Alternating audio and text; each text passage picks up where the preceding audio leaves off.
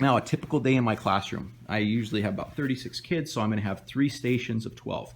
And so this right here, these square tables, are what I'm going to call my workstation. And so the kids will bring up their computers, we're one-to-one here, and they'll work on whatever they need to work on. And so I have all their assignments written in PowerSchool or Schoology, depending on which one that we're using. And so they're going to spend approximately 7 minutes working on that assignment that we do each and every day. This is an example of where my desk is. It's a little bit messy right now because I have my tools because I'm setting up my speed bag or I'm resetting it up, and then my desk's a little bit messy because I'm working on stuff.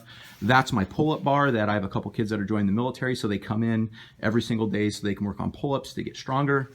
Like I said, my speed bag's up there, which I'm going to be setting up. And then what we do is we come over here, and this is my reading station. These are my couches from home. I brought them in so the students can have a more comfortable, enjoyable environment. So as you can see, it's sort of like a circle setup where kids will come down, they really like it, they'll sit back and chill and read.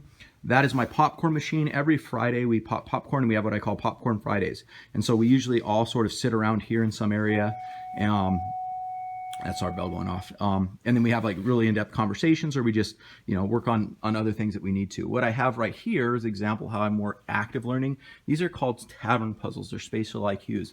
I don't teach kids this, but like if they're doing really well, or we sort of need a mental break sometimes, kids will see how far they can get up the pattern on here. And so each one has a different problem-solving strategy that you have to do to be successful. For example, this is one of the lowest levels, and the goal is to get this ring off. It's actually pretty challenging if you're not used to it. So we'll work on those. Another example of some activities is this is my Rubik's Cube. I went out and I bought Rubik's Cubes for all the kids. And so I have 2 sets. I have 2x2s, which I teach the kids how to solve a 2x2 cube. And then from there, if they're interested towards the end of the year, when we have more time, we're already got our knowledge out of the way and we're very successful, is I could teach kids if they want to, depending on where they're interested, as how to do a 3x3 or a mirror cube. And so kids would be in this station for about 7 minutes and they'd read. Now what you're doing is you're coming over here to this station. On my board, I have how to write an AP essay. So I teach them that, and that's my essay station. And then I talk about how the essay here relates to all the levels of Bloom and what they need to have to show that they fully meet that. That is my projector screen that I brought from home in case I need to, watch a video or need to use a PowerPoint. But this right here is my station where my kids go. Now, I have this set up here just so the janitors can clean, but usually the kids on this side will take their desks or their chairs and they'll put them over here, and so all 12 will be able to look at me at the same time. And so what they do is after the reading station, they come here and they have 7 minutes to ask me questions or for me to facilitate. I find this very successful because in a big 36 lecture classroom, it's hard for anything to be personalized. And so kids will feel like there's too many people and they won't speak up. But in the small groups of 12, which they set up, and they're sort of like in teams or in small groups of 4 teams, then they're able to ask questions, and I find it really well. So now I'm only talking to 12 people. And so I can use my whiteboard the way that I have it set up if I need to like write stuff on the board or whatever. That's just my stuff from my NHS blood drive that we're running. And so as you come over here, you can see like that's an example of the grad invites I've had. I think this is 2015 and 16, 17 maybe.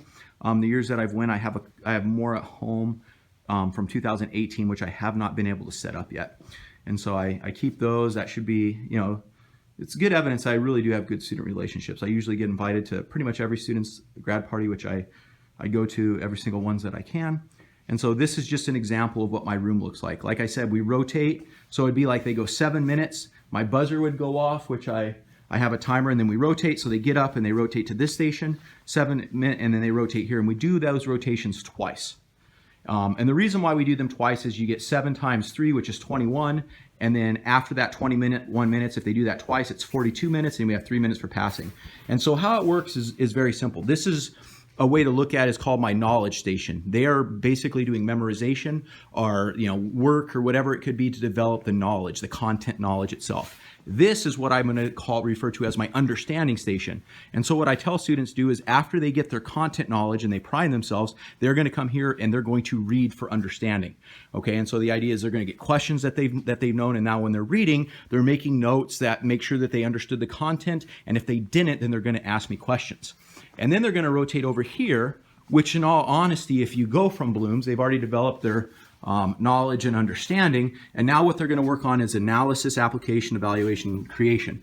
And so with the analysis, usually what we do is we'll take questions that we have about the content knowledge, and I could talk about how it is applied or how you would evaluate its application in a particular process. And I sometimes come up with stories or scenarios where you can apply those key terms, and the kids would then have to analyze those stories and talk to me about how the key term could be applied, how it can be appropriately applied, etc.